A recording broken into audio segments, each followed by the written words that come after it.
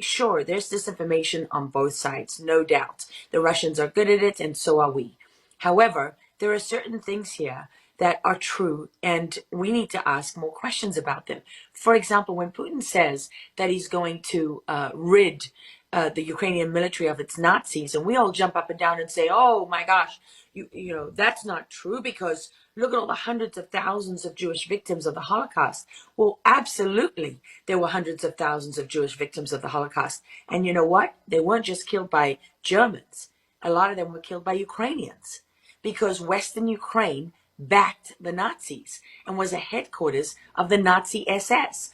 And when you see that black sun of the occult on the uniforms of Ukrainian soldiers, and by the way, not just one battalion, not just a handful of soldiers, look at the pictures of female Ukrainian soldiers being lionized and, sort of worshipped by the US media, right? They've got that black sun of the occult. Now, why is that significant? Well, that was another emblem of the SS, wasn't it? Because there was an occult dimension to the SS that we, again, don't like to talk about typically in our history.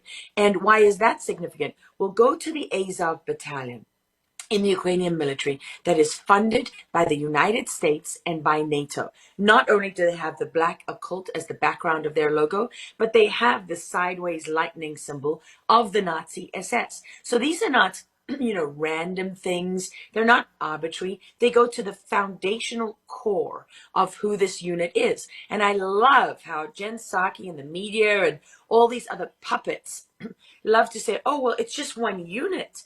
Imagine if there was a unit in the United States military that had the emblems of the Nazi SS as its defining, logo and was pictured holding up, swastika flags as the Azov battalion is pictured. And then I encourage everybody to look at the work of a journalist, an American journalist in Ukraine who has been there for years and years and years and has done extraordinary work trying to uncover how Ukraine is at the center of this cult of globalists, how it is a center of money laundering, for the oligarchs and their allies in the United States, how it is at the center of Russia collusion and that whole false narrative, how it was, amazingly Ukrainian dossier, right? That Paul Manafort behind bars, Alexander Chalupa, the Democratic operative, who was very active with Ukraine. No surprise that it was the Ukrainian ambassador who broke with diplomatic protocol and wrote that he would never,